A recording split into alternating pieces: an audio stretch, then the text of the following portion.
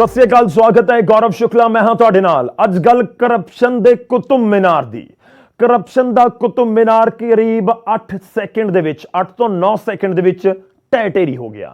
जियां उच्चियां इमारतां दे सुपने ना देख जदों आउंदा है भुचाल यह डिग जांदियां। कुछ 17 पंजाबी दे गाने दियां ते नोएडा दे सैक्टर 93 दे विच कुछ होया ही इस तरीके। कुदरती भुचाल तो नहीं आया पर अदालत का एक हुक्म भुचाल जरूर ले आया। 20 साल दे विच भ्रिष्टाचार की नींह दे उत्ते बनी इमारत 28 अगस्त को 9 सैकेंड दे विच मलबा बन गई ते आखिर हो गया करप्शन दे कुतुब मीनार दा खात्मा।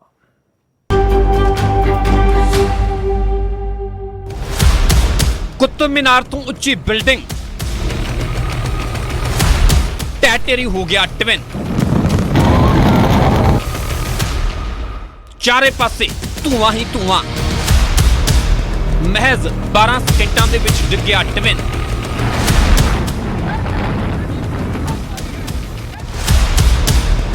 उड़दे धुएं च उड़दे पंछी। किसे नूं फायदा किसे दा उजाड़ा। करोड़ां दी इमारत बनी मलबा।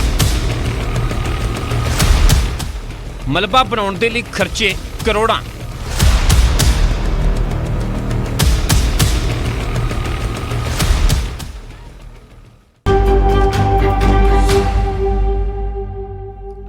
तो ट्विन टावर का जिक्र हो रहा। ट्विन टावर खड़ा ही भ्रिष्टाचार की बुनियाद के उत्ते सी। इस दे साझीदार सन प्राइवेट बिल्डर, प्रशासन ते अहुदेदार ते तत्काली सरकार भी। ते जदों अदालती हुक्मां तो बाद धमाका होया तां जमींदोज हो गया आसमान नूं छो रहा ट्विन टावर।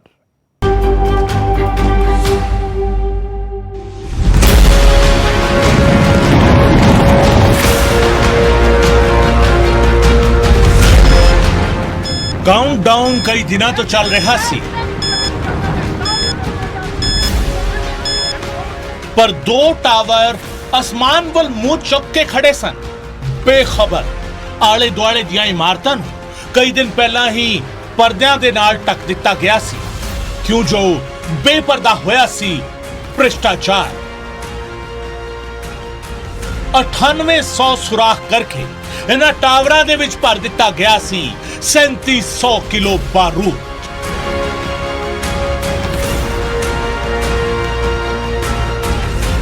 आले दुआले दियां सड़कां कर दित्तियां गईयां सन सील ते इलाके नूं ऐलान दिता गया सी डेंजर जोन।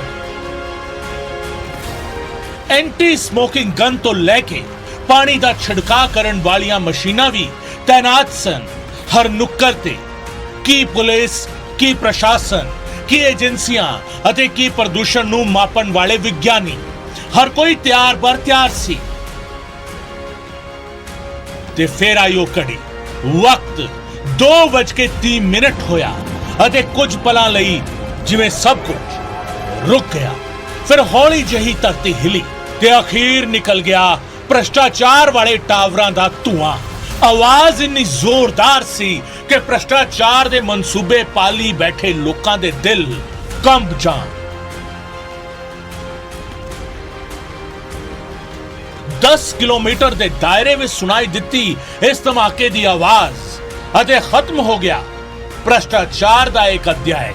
एक अजिहा अध्याय जो लिखा गया सी तकरीबन 12 साल पहला नोएडा दे सैक्टर 93A दी सुपरटेक एमराल्ड कोर्ट सोसाइटी विच खरीदारां नूं लेआउट प्लान दे विच जिहड़ा एरिया ग्रीन एरिया विखाया गया सी, उस एरिया विच भ्रष्टाचार दी नींह रख के बिल्डर्स ने उसारी शुरू कर दिती ट्विन टावर्स दी। लोकां ने सवाल चुके अते कानून दा हवाला दिता तां बिल्डर दा साथ देण लई आन खड़ी हुई Noida development authority.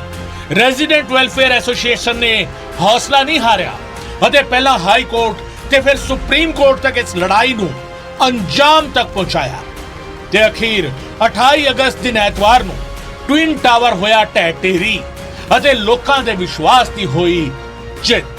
Bureau report, news 18 Punjab.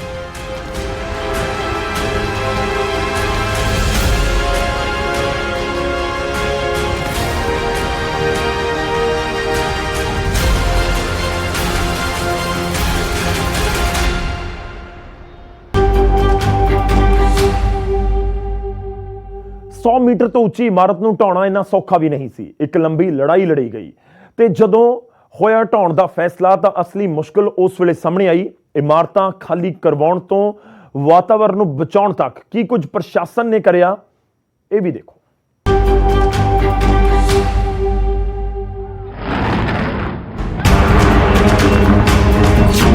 लंबी अदालती लड़ाई, टावर विच 9800 सुराख, 3700 किलो बारूद। एक कहानी है ट्विन टावर दी, जिस नूं ढाण दे लई लंबी अदालती लड़ाई लड़नी पई ते तकरीबन 10 सालां दी अदालती लड़ाई तो बाद अदालत ने ढाण दे हुक्म दे दित्ते। प्रशासन पूरी तैयारी विच सी। नेड़े रहण वाले 5000 लोकां नूं सवेरे 7 वजे तक सुरक्षित थावां ते जाण दे हुक्म दित्ते गए सन। 3000 ਦੇ ਕਰੀਬ ਗੱਡੀਆਂ ਨੂੰ ਹਟਾ ਦਿੱਤਾ ਗਿਆ ਸੀ। 150 ਤੋਂ 200 ਕੁੱਤਿਆਂ ਨੂੰ ਦੂਰ ਲੈ ਜਾਇਆ ਗਿਆ। ਟਵਿਨ ਟਾਵਰ ਦੇ ਨੇੜੇ ਸੁਸਾਇਟੀਆਂ ਵਿੱਚ ਗੈਸ ਤੇ ਬਿਜਲੀ ਦੀ ਸਪਲਾਈ ਬੰਦ ਕਰ ਦਿੱਤੀ ਗਈ। ਨੋਇਡਾ ਪੁਲਿਸ ਨੇ ਇਹਤਿਆਤਨ ਗ੍ਰੀਨ ਕੋਰੀਡੋਰ ਬਣਾਏ। 6 ਹਸਪਤਾਲ ਸਟੈਂਡ ਬਾਈ ਰੱਖੇ ਗਏ। 2:15 ਤੇ ਐਕਸਪ੍ਰੈਸ ਵੇ ਨੂੰ ਵੀ ਬੰਦ ਕਰ ਦਿੱਤਾ ਗਿਆ ਤੇ ਲੰਮਾ ट्रैफिक जाम लग गया। के वाइब्रेशन सेंसर्स लग चुके हैं। आज सब जाके एक बार थरच चेक करके पोल्यूशन मॉनिटरिंग, नॉइज मॉनिटरिंग वो लग चुके हैं। देन गेल पाइपलाइन के लिए जो उनको ट्रेंचेस में वाइब्रेशन मॉनिटरिंग करना था वो लग चुका है। So overall we are done with the job. ऐसे कुछ दिख नहीं रहा है कि हमने कुछ भी रह गया है अभी। ਤੇ ਸੁਰੱਖਿਆ ਦੇ ਇੰਤਜ਼ਾਮ ਤਾਂ ਕਰ ਲਏ, ਹੁਣ ਟਾਈਮ ਸੀ ਢਾਉਣ ਦਾ, ਜਿਸ ਦੇ ਲਈ ਭਾਰਤ ਦੀ ਐਡੀਫਾਈਸ ਤੇ ਸਾਊਥ ਅਫਰੀਕਾ ਦੀ ਕੰਪਨੀ ਜੈਟ ਡੈਮੋਲੀਸ਼ਨ ਨੂੰ ਸੱਦਿਆ ਗਿਆ ਸੀ, ਜੋ ਆਪਣੇ ਕੰਮ ਦੇ ਲਈ 5 ਅਵਾਰਡ ਹਾਸਲ ਕਰ ਚੁੱਕੀ ਹੈ ਤੇ ਦੋਵੇਂ ਟਾਵਰਾਂ ਨੂੰ ਡੇਗਣ ਦੇ ਲਈ 9806 ਕੀਤੇ ਗਏ ਸਨ ਤੇ ਹਰ ਸੁਰਾਖ ਦੇ ਵਿੱਚ ਤਕਰੀਬਨ 1400 ਗ੍ਰਾਮ ਬਰੂਦ ਰੱਖਿਆ ਗਿਆ ਸੀ, ਯਾਨੀ ਕੁੱਲ 3700 ਕਿਲੋ ਬਰੂਦ, ਜਿਸ ਵਿੱਚ 325 kilo super power gel, 63300 metre solar card, soft tube, gelatin rod, 10900 detonator ਤੇ 6 IED ਸ਼ਾਮਿਲ ਸਨ ਤੇ ਇਸ ਤੇ ਕਰੀਬ 17.55 ਕਰੋੜ रुपए खर्च होया। इस मौके ते 560 पुलिस मुलाजम, 100 जवान, reserve force, 4 quick response team ते NDRF की टीम भी मौजूद थी। 8 महीने से ब्लास्टिंग प्रक्रिया के लिए काम चल रहा था और आज 12 सेकंड में पूरा काम हो जाएगा। 5 मिनट विस्फोट होगा, 7 सेकंड में मलबा नीचे आ जाएगा। इसके लिए तमाम उपकरण लगा दिए गए हैं। इस ढाण ते जो खर्च आना है ਉਹ ਵੀ ਸੁਪਰਟੈਕ ਤੋਂ ਲਿਆ ਜਾਵੇਗਾ। ਕਰਪਸ਼ਨ ਦੀ ਬੁਨਿਆਦ ਤੇ ਬਣਿਆ ਟਵਿਨ ਟਾਵਰ ਮਲਬਾ ਬਣ ਚੁੱਕਿਆ ਹੈ ਤੇ ਮਲਬਾ ਉਹਨਾਂ ਲੋਕਾਂ ਨੂੰ ਰੋਕਣ ਲਈ ਵੀ ਹੈ ਜੋ ਬਿਲਡਿੰਗ ਦੀਆਂ ਨੀਹਾਂ ਭ੍ਰਸ਼ਟਾਚਾਰ ਤੇ ਰੱਖ ਰਹੇ ਨੇ। ਨੋਇਡਾ ਤੋਂ ਫਰਾਹ ਖਾਨ ਤੇ ਸ਼ੰਕਰ ਆਨੰਦ ਦੀ ਰਿਪੋਰਟ, ਨਿਊਜ਼ 18 ਪੰਜਾਬ।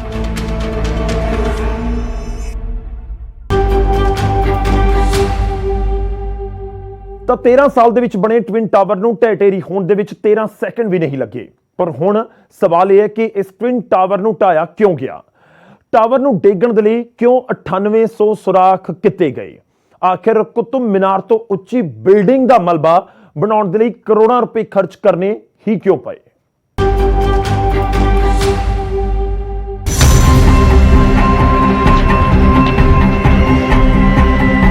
ਨੋਇਡਾ ਵਿੱਚ ਕੁਤੁਬ ਮੀਨਾਰ ਤੋਂ ਵੀ ਉੱਚੀ ਬਿਲਡਿੰਗ ਨੂੰ ਬਣਾਉਣ ਦੇ ਲਈ ਲੱਗੇ 13 ਸਾਲ ਤੇ ਇਸ ਨੂੰ ਮਲਬਾ ਬਣਨ ਦੇ ਲਈ 13 ਸਕਿੰਟ ਵੀ ਨਹੀਂ ਲੱਗੇ।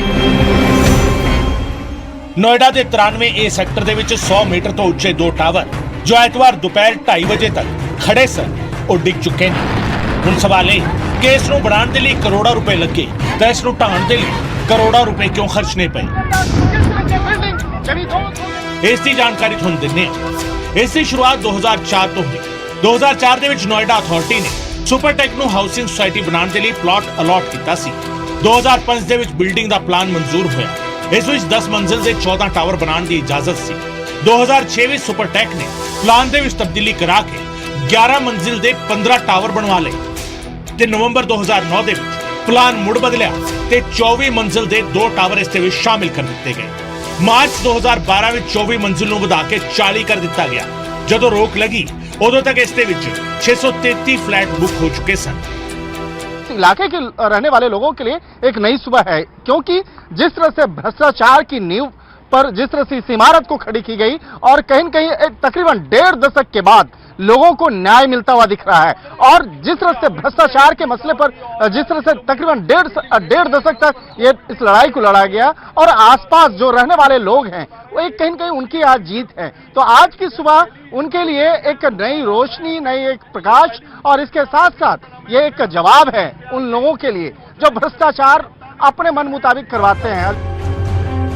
ਤੇ ਇਸ ਤੋਂ ਬਾਅਦ ਸ਼ੁਰੂ ਹੋਈ ਕਾਨੂੰਨੀ ਲੜਾਈ। ਟਾਵਰ ਦੇ ਨਾਲ ਲੱਗਦੀ ਐਮਰਾਲਡ ਗੋਲਡ ਸੁਸਾਇਟੀ ਦੇ resident welfare association president Udaibhan Singh Tewatia twin tower ਦਾ ਮਾਮਲਾ ਕੋਰਟ ਵਿੱਚ ਲੈ ਕੇ ਗਏ ਸਨ। ਉਹਨਾਂ 2012 ਵਿੱਚ ਨਜਾਇਜ਼ ਉਸਾਰੀ ਖਿਲਾਫ ਇਲਾਹਾਬਾਦ ਹਾਈ ਕੋਰਟ ਦੇ ਵਿੱਚ ਅਰਜ਼ੀ ਪਾਈ ਸੀ। ਹਾਈ ਕੋਰਟ ਨੇ 2014 ਦੇ ਵਿੱਚ ਟਵਿਨ ਟਾਵਰ ਨੂੰ ਨਜਾਇਜ਼ ਐਲਾਨ ਕਰਕੇ ਡੇਗਣ ਦਾ ਹੁਕਮ ਦਿੱਤਾ ਸੀ। ਕੋਰਟ ਨੇ ਕਿਹਾ ਸੀ ਕਿ ਜਿਨ੍ਹਾਂ ਲੋਕਾਂ ਨੇ ਇੱਥੇ ਫਲੈਟ ਬੁੱਕ ਕੀਤੇ ਨੇ ਉਹਨਾਂ ਨੂੰ 14% ਵਿਆਜ ਦੇ ਨਾਲ ਉਹਨਾਂ ਦਾ ਪੈਸਾ ਵਾਪਸ ਮੋੜ ਦਿੱਤਾ ਜਾਵੇ। ਸੁਪਰਟੈਕ ਬਿਲਡਰ ਨੇ ਇਸ ਨੂੰ ਸੁਪਰੀਮ ਕੋਰਟ ਦੇ ਵਿੱਚ ਚੁਣੌਤੀ ਦਿੱਤੀ। ਸੁਪਰੀਮ ਕੋਰਟ ਨੇ ਇਲਾਹਾਬਾਦ ਹਾਈ ਕੋਰਟ ਦੇ ਫੈਸਲੇ ਨੂੰ ਸਹੀ ਠਹਿਰਾਇਆ ਅਤੇ 31 ਅਗਸਤ 2021 ਨੂੰ ਹੁਕਮ ਦਿੱਤਾ ਕਿ 3 ਮਹੀਨੇ ਦੇ ਅੰਦਰ ਯਾਨੀ ਨਵੰਬਰ 2021 ਨੂੰ ਟਾਵਰ ਡੇਗ ਦਿੱਤੇ ਜਾਣ। ਨੋਇਡਾ ਅਥਾਰਟੀ ਨੇ ਅਦਾਲਤ ਵਿੱਚ ਕਿਹਾ ਕਿ 22 ਮਈ 2022 ਤੱਕ ਇਹ ਕੰਮ ਮੁਕੰਮਲ ਕਰ ਲਿਆ ਜਾਵੇਗਾ ਤੇ ਅਖੀਰ ਵਿੱਚ ਤਾਰੀਖ ਤੈਅ ਹੋਈ 28 ਅਗਸਤ 2022 ਤੇ 28 ਅਗਸਤ 2022 ਨੂੰ ਬਣੀ ਉੱਚੀ ਇਮਾਰਤ ਟਹਿ ਗਈ। ਸ਼ਾਇਰ ਦੇ ਕਹਿਣ ਦੇ ਮੁਤਾਬਿਕ ਉੱਚੀਆਂ ਇਮਾਰਤਾਂ ਦੇ ਸੁਪਨੇ ਨਾ ਵੇਖ ਜਦੋਂ ਆਉਂਦਾ ਹੈ ਪੁਚਾਲੇ ਡਿੱਗ ਜਾਂਦੀਆਂ ਤੇ ਅਦਾਲਤ ਦੇ ਹੁਕਮ ਤੋਂ ਬਾਅਦ ਨੋਇਡਾ ਦੇ ਵਿੱਚ ਪੁਚਾਲ ਆਇਆ ਤੇ 100 ਮੀਟਰ ਤੋਂ ਉੱਚੇ ਟਾਵਰ ਡਿੱਗ ਗਏ ਤੇ ਜੋ ਕਰਪਸ਼ਨ ਦੀ ਬੁਨਿਆਦ ਤੇ ਥੰਮ ਬਣੇ ਸਨ ਤਾਂ ਉਸ ਨੂੰ ਸੱਚ ਦੇ ਸ਼ਬਦਾਂ ਨੇ ਮਲਬੇ ਵਿੱਚ ਤਬਦੀਲ ਕਰ ਦਿੱਤਾ। Bureau report news 18 Punjab.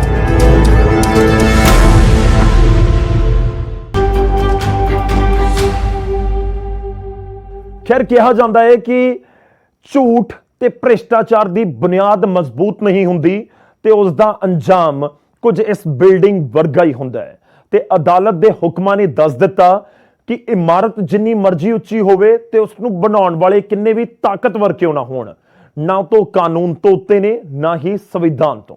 ਤੇ ਨਤੀਜਾ ਇਹ ਹੈ ਕਿ ਇਹ ਇਮਾਰਤ ਜਿਸ ਨੂੰ ਬਣਾਉਣ ਦੇ ਵਿੱਚ ਸੈਂਕੜੇ ਕਰੋੜ ਲੱਗ ਗਏ ਉਹ 10 ਸੈਕਿੰਡ ਤੋਂ ਵੀ ਘੱਟ ਸਮੇਂ ਦੇ ਵਿੱਚ ਢਹਿ ਢੇਰੀ ਕਰ ਦਿੱਤੀ ਗਈ। ਸਾਡੀ ਅੱਜ ਦੀ ਇਸ ਖਾਸ ਪੇਸ਼ਕਸ਼ ਦੇ ਵਿੱਚ ਇੰਨਾ ਹੀ। ਇਜਾਜ਼ਤ ਦਿਓ। ਧੰਨਵਾਦ।